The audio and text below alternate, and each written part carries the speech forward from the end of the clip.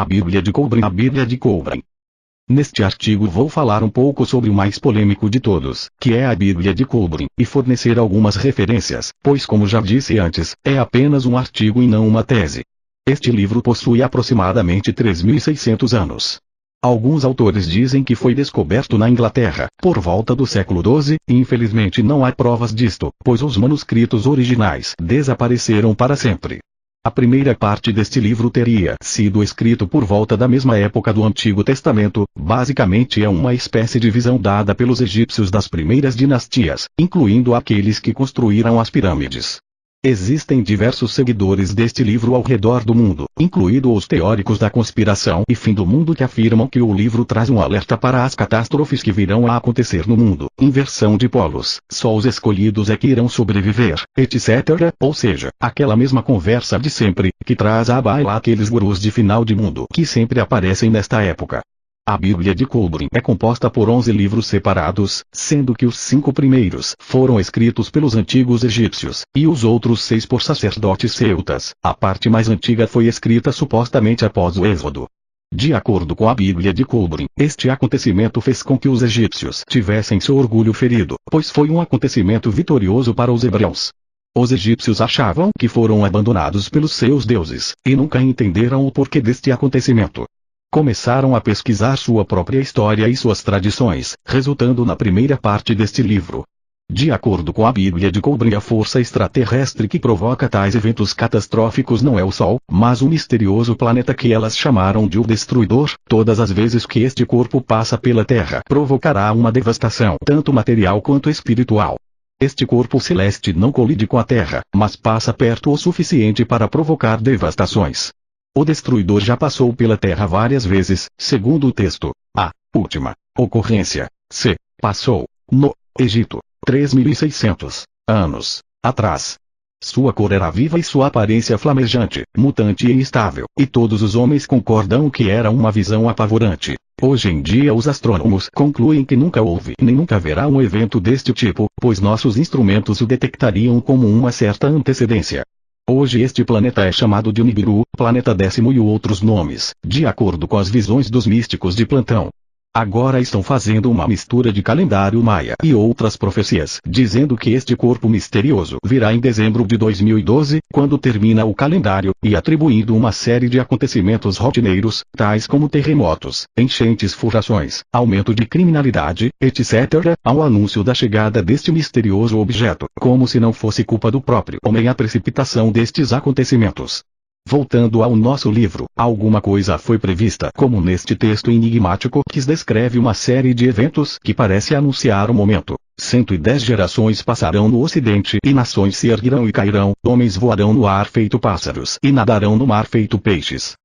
Apesar das evidências científicas do contrário, aqueles que acreditam na Bíblia de Coubrin e no Planeta X mantêm sua afirmação de uma catástrofe extraterrestre que arrasará a humanidade no futuro próximo. Alguns afirmam que os antigos egípcios fizeram mais do que prever o nosso fim do mundo. Eles teriam também preservado os meios para preveni-lo, a possibilidade de acontecer uma descoberta dramática sobre o companheiro solitário da Grande Pirâmide, a Esfinge.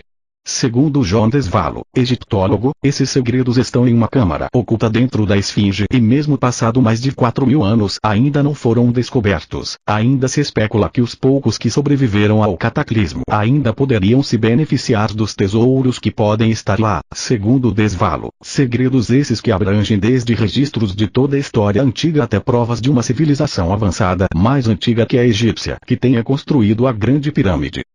Fontes: The Coubrin Bible, Profecias e Profetas, Anscroft. Nos últimos 50-70 anos, a cristandade viu a arqueologia e a história desencavarem de passados distantes numerosas bíblias apócrifas. Embora tenham sido ignoradas pelo Vaticano, representante da Igreja Cristã Católica Apostólica Romana, essas bíblias excomungadas contêm informações que preenchem numerosas lacunas notáveis nas escrituras canônicas tradicionais. Eventos como a infância e a vida de Maria de Nazaré, de José, infância de Jesus e outras passagens completamente ausentes dos 4 evangelhos sinóticos e demais textos do Novo Testamento, Mateus, Marcos, Lucas, João, Atos Apóstolos e Apocalipse. Entre as Bíblias ou Evangelhos desprezados pelos doutores das igrejas cristãs, são famosos os manuscritos do Mar Morto, encontrados em Israel, os livros de Nag Hammadi, Egito, o Quebra Nagast, preservado em Copta, na Etiópia, a pouco conhecida Bíblia da China acolhida por cristãos ortodoxos orientais. Os ensinamentos escritos do iluminado Buda Issa Vriting Sand Teach Soft Buda Issa, do Tibete. Finalmente, o mais desconhecido destes textos marginais, o Coelbren Bíblia da Bretanha livro de Coelbren, também chamado Bronze Book, Bronze Bíblia, a Bíblia de Bronze da Bretanha, Coelbren, cuja antiguidade é estimada em 3.600 anos, segundo informação contida em edição publicada na década de 1990. O Coelbren Bibles é uma coleção de textos que foram resgatados de um incêndio na abadia de Glastonbury, em 1184 DC. Diz a lenda que o incêndio foi criminoso e visava justamente destruir livros considerados heréticos, entre eles, mais este apócrifo, o Coelbren. Em uma época na qual a bênção dos papas legitimava o poder político, os soberanos e candidatos a soberanos tinham obter e preservar a sanção divina ao seu direito ao trono. E ainda, naquele tempo era fato histórico, de conhecimento corrente, que os 1920 acres cerca 7,7 quilômetros do território de Glastonbury era considerado, tradicionalmente, a terra da família de Jesus. Terra sagrada, o reino independente, que não pagava impostos a coroas e representava uma ilha de mistério e religiosidade extremamente embaraçosa para as autoridades político-religiosas. Uma história que não estava na Bíblia católica. O livro escapou do fogo porque muitos dos manuscritos estavam grafados em finas lâminas de metal, de bronze, por isso, Bíblia de bronze. Desde o incêndio da abadia, essas escrituras Coelbren foram escondidas e passaram a ser protegidas por uma sociedade secreta por mais de 800 anos, até os dias de hoje. Segundo a lenda, o incêndio foi criminoso. A sociedade é conhecida como Tekudian Trust ou os Kuldianos. Sobre essa sociedade sabe-se muito pouco, apenas que no começo do século XIV anos 1300 existia na Escócia uma comunidade liderada por certo John Could. Seus seguidores foram chamados Culdianos. Os Culdianos eram os herdeiros de uma sociedade mais antiga e misteriosa, a sociedade de Caelede ou Coferios, e guardavam a tradição de serem os guardiões de algo a que se referiam como o tesouro da Bretanha. Histórico: ninguém sabe quem escreveu os textos. São vários autores e diferentes épocas. Os textos abordam desde a criação do mundo até os primeiros registros do cristianismo e sua doutrina. Porém, o aspecto mais curioso desta Bíblia de bronze é a revelação da presença de judeus nas Ilhas Britânicas em uma época muito recuada até um período mais recente, desde o Êxodo, passando pelos tempos dos profetas hebreus e chegando à diáspora dos cristãos perseguidos dos primeiros anos DC, o registro que não aparece nos estudos mais gerais e conhecidos da história do mundo. Uma das crônicas do Coelbren relata a migração de judeus para a Escócia, outro trecho fala da Irlanda. Escócia. A terceira parte do Coelbren Bíblia relata o Êxodo, a saída do Egito depois de 400 anos de escravidão, a época de Moisés. Naquele tempo, contemporânea de Moisés, viveu a princesa Scota, filha de Ramsés II. Ela teria sido uma das muitas princesas que cuidaram de Moisés na infância. Casando-se com um nobre hebreu, Scota mudou-se com marido. Deixando o Oriente Médio, o casal foi viver na Bretanha, na região hoje conhecida como Escócia, ou seja, o nome do país seria derivado do nome da princesa egípcia. Irlanda. O profeta Jeremias teria escapado da escravidão na Babilônia, nos anos 600 AC, dirigindo-se para o norte africano, a Etiópia. Dali seguiu o caminho até alcançar a Bretanha, onde, hoje, encontra-se seu túmulo, na Irlanda. Em sua fuga, levou consigo a filha do rei Zedequias 587 AC, da casa do rei Davi, o místico ancestral de Jesus. Nesse contexto, ocorreu que Ana, aquela que foi avó de Jesus, nasceu na Bretanha. Eis a razão por que os sobreviventes do cristianismo nascente, especialmente aqueles mais próximos e familiares de Jesus, depois da crucificação, sendo postos fora da lei, migraram para a França e para Glastonbury, Inglaterra. Eles tinham família e aliados na Europa Ocidental. Essas pessoas conheciam e compreendiam os ensinamentos contidos na escritura Coelbren muitos antes da versão corrente da Bíblia ter sido compilada em 325 DC, por iniciativa do imperador Constantino durante o Concílio de Nicéia. José de Arimateia e Glastonbury. O Evangelho de Caleb, assim como outras fontes apócrifas que tratam da biografia de Jesus e dos primeiros tempos do cristianismo depois da crucificação, relata a trajetória de personagens que, nos evangelhos canônicos, são citados apenas de passagem, sem maiores esclarecimentos. Uma dessas figuras é José de Arimateia, o homem que reclamou o corpo e Cristo junto às autoridades romanas, aquele que providenciou o sepulcro novo. No Caleb, assim como em outros evangelhos marginais, José de Arimateia não é apenas um simpatizante da nova doutrina, ele é parente de Jesus. Tio de Maria, ele teria fundado a primeira comunidade cristã na Bretanha, precisamente em Glastonbury, onde foi construída a primeira igreja do mundo, em 63 DC.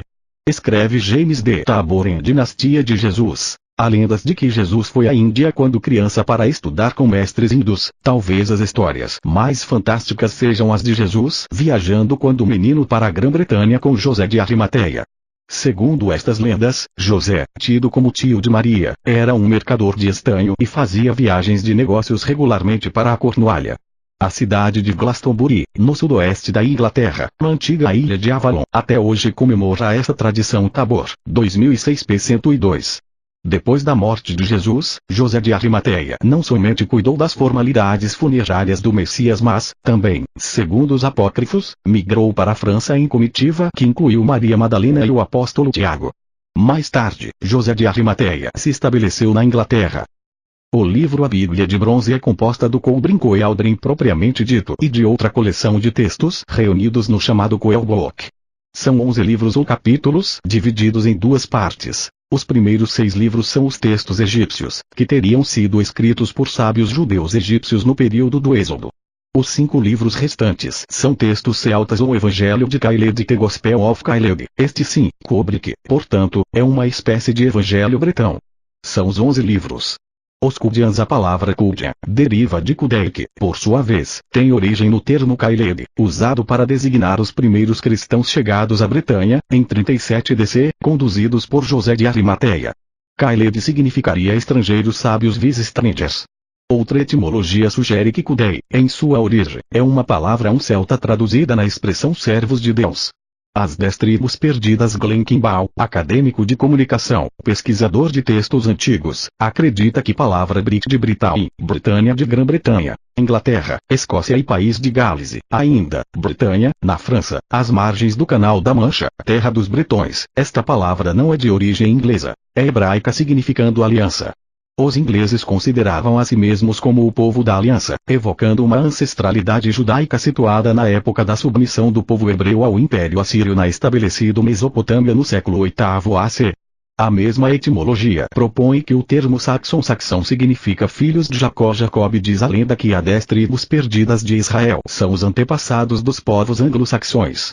Origem da Bíblia de Bronze. A origem do Coelbren Book pode ser definida em uma palavra: desconhecida. Tudo o que se sabe sobre essa origem são especulações. Todavia, o conteúdo do livro parece ser uma coletânea de outros textos apócrifos judaico-cristãos, Antigo Testamento, Evangelhos e uma curiosa literatura própria do cristianismo primitivo em seus primórdios, na França e nas Ilhas Britânicas. Essa literatura local é especialmente relacionada com a mística da região de Glastonbury e do registro de passagem e presença de judeus, na antiguidade, dos primeiros apóstolos cristãos, em um período pré-romanização entre povos ditos bárbaros, celtas, francos, bretões, anglo-saxões. Desconhecida por centenas de anos, essa Bíblia da Bretanha surgiu do nada nos primeiros anos da década de 1990. Em 1992, depois que um dos últimos Cudians guardiões do Coelbren enviou cópias do livro para 2 editoras, a norte-americana YWB e Overwood Books e outra neozelandesa. Em 1995, a primeira edição foi publicada. Na Nova Zelândia, os novos Cudians encarregaram-se da edição. Correm rumores, ainda, que outros exemplares antigos do Bronze Bíblia existem no Líbano, Inglaterra e Vaticano. Coeldrin Coelbook, considerando como grega a raiz da palavra, que seria, então Coelos, relacionada à caverna, resulta Coelbook igual ao livro da caverna. Mas não se pode descartar as grafias Coel e Coil, de etimologia latina, que remete a cul, de coligere significando reunir, juntar coisas escolhidas e, ainda coil, rolo, cilindro. Coelbook seria então, coletânea de livros no antigo formato, em suporte de rolos. De todo modo a denominação cobre seria derivada de Ciobre. Uma terceira explicação. Cobre ou cobre seria uma palavra do antigo Najaf, idioma falado no Oriente Médio na época do rei Arthur, lendário monarca inglês, cuja vida é situada no século VI, anos 500 DC. Kimball Cobre é o único documento judaico-cristão que narra a história da criação do homem em sua totalidade, incluindo os seres inteligentes, antropomórficos que estavam neste mundo antes do advento de Adão e Eva, como símbolos da humanidade atual. Nele, cosmogênese, geogênese e antropogênese são conciliados com o atual entendimento científico de evolução humana com o criacionismo associado ao design e engenharia arquitetura inteligente. Os princípios matemáticos encontrados no Cobre refletem o antigo interesse do druidas, pelas estrelas, pela própria matemática e suas conexões com catástrofes globais. Astrofisicamente profético, o Cobre fala do retorno de um astro ali denominado Destroyer, corpo celeste trevoso que, no passado, causou um desastre, uma grande convulsão planetária, geológica. Foi previsto que Destroyer voltaria, cumprindo o destino de sua trajetória, de sua órbita cósmica. O termo anjos caídos, no Gênesis do Cobre, não se refere a seres espirituais. Antes, fala de homens que desposaram mulheres da linhagem de Adão e Eva e procriaram com elas, dando origem a uma raça híbrida. Esses homens anjos pré-adâmicos vieram de uma sociedade avançada em termos de ciência e religião. Eram os sobreviventes de uma humanidade anterior, que escaparam, refugiando-se em cavernas, de um cataclismo global. Chamam a si mesmos de filhos de Deus. Na lógica mística ou esotérica, a queda dos anjos foi causada pelos graves erros cometidos por aquela raça de homens divinos. Trechos do Cobre. Os estudiosos de documentos históricos têm todos os motivos para desconfiar da antiguidade e originalidade do Cobre. Mais especificamente, o livro é suspeito, principalmente, porque nenhum original manuscrito, nenhum fragmento das folhas de bronze foi exibido até hoje. O texto apareceu, supostamente, em 1992 e as únicas e poucas informações disponíveis parecem ter saído da redação do editor norte-americano. Ali, o Cobre é datado em 3.600 anos, considerando a idade dos capítulos mais antigos, correspondentes na proposta ao Antigo Testamento judaico-cristão. Inusitado no livro, enquanto considerado como escritura sagrada judaica cristã, são as referências claras. 1. A intervenção de agentes extraterrestres no processo de criação da espécie humana. 2. Ao advento de um apocalipse, catástrofe planetária resultante de um evento cósmico. A seguir, alguns trechos traduzidos do Cobre, do livro da Criação ou Gênese. Do livro da Criação trechos. 3. Antes do princípio, somente existia uma única consciência, esse eterno cuja natureza não pode ser explicada em palavras. Era o espírito de um solitário, o autogerado, que não ser subtraído, que não pode ser dividido, o desconhecido, ou o incognoscível, pensado em si mesmo no profundo silêncio fértil gestando. 4. O grande ser que permanece que é não nomeado é o começo e o fim, além do tempo, além do alcance dos mortais e nós, em nossa simplicidade, chamamos a ele, Deus. 5. Ele, que precede o todo existente em sua estranha morada de luz incriada, que permanece sempre, inextinguível, aquele cuja visão nenhum olhar é capaz de suportar. 8. Ele não pode tolerar o repouso eterno e o potencial não manifestado é frustração. De dentro da solidão atemporal, surgiu a consciência divina da solidão e com isso emergiu o desejo de criar. 9. Da mente de Deus um pensamento foi projetado o verbo. Isso gerou a força que produziu luz e isso formou uma substância semelhante a uma névoa de poeira invisível. A substância dividiu-se em duas formas de energia e através vazio da matriz geradora universal no útero universal, as duas forças girando em redemoinhos emitiram centelhas que vieram a ser a infinita variedade de mentes espíritos, cada um regente de seus próprios poderes criativos. 10. A palavra ativante foi proferida. Seus ecos ainda vibram e houve um movimento agitante que causou instabilidade. Um comando foi emitido e este veio a ser a lei eterna suprema. Desde então a atividade foi controlada em um ritmo harmonioso e, assim, a inércia inicial foi superada. A lei dividiu o caos, materializando o caos de Deus, e assim foram estabelecidos os limites das esferas eternas. 11. E o tempo não mais dormia no âmago de Deus, porque agora havia mudança onde antes tudo tinha sido imutável, e mudança é tempo. E ainda, agora, no útero de Deus havia calor, excitação, substância e vida, e contendo tudo estava a palavra, e a palavra é a lei. 12. O universo veio a ser como uma condensação do pensamento de Deus, enquanto o próprio Deus se ocultava no ser de sua criação. Desde então Deus é o oculto, e a criação não explica a si mesma, seus segredos têm de permanecer segredos. Mistério. 15. O poder foi adiante e produziu o sol de face luminosa, e o sol brilhava radiante sobre sua irmã, a terra. E a terra estava sob a proteção de seu irmão, e se juntaram as águas sobre a terra e ao solo apareceu. Mas as águas ainda rolavam sobre a terra, instáveis. O chão era lama, úmido, escorregadio. E mais uma vez o sol brilhou gentilmente sobre sua irmã e o solo imerso de seu corpo tornou-se firme. E o sol deu a ela vestes de lã e véus do mais fino linho. 16.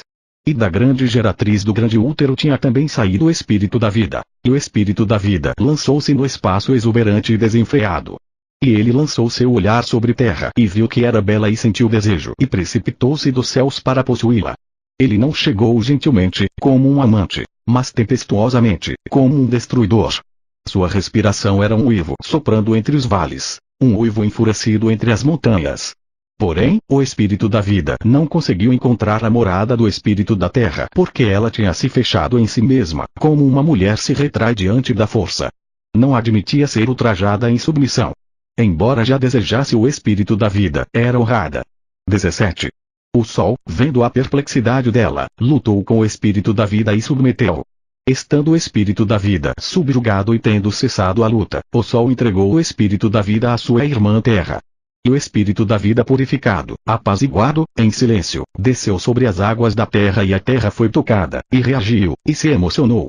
Ovos de lama de vida potencial formaram-se nos pântanos, nos lugares onde as águas se encontravam a terra. 18. Do pó da terra se fez o homem e a água escura engendrou a mulher. Eles se uniram e multiplicaram-se. Os dois unidos produziram o terceiro. A terra não era mais virgem e o espírito da vida, envelhecido, retirou-se. E a terra vestiu-se com o manto da matrona, da mãe, da senhora, o manto do verde das ervas que cobriam seu corpo. 19. Nas águas desenvolveram-se peixes e outras criaturas, criaturas que se moviam sobre si mesmas e criavam redemoinhos. Eram as serpentes, os répteis rastejantes e as bestas de terrível aspecto que existiram no passado. Criaturas enormes e dragões de aparência repugnante cujos ossos gigantescos ainda podem ser encontrados. 20. Então, da potência geratriz da terra surgiram todas as bestas dos campos e das florestas. E todas as criaturas da criação tinham sangue em seus corpos, e isso estava terminado. Bestas erravam na terra seca e as criaturas aquáticas nadavam nos mares. Havia pássaros nos céus e vermes nas entranhas do solo. 21. Havia grandes massas de terra, altas montanhas, vastos desertos, abundantes cursos d'água, verdejantes campos férteis. A terra pulsava com a energia da vida. 22. Metais e gemas preciosas ocultavam-se nas rochas. Ouro e prata brotavam do chão. Havia cobre e madeira nobre. Havia junco nos pântanos e pedras que serviam a todos os propósitos. 23. Todas as coisas estavam prontas, tudo estava preparado. A terra esperava o advento do homem.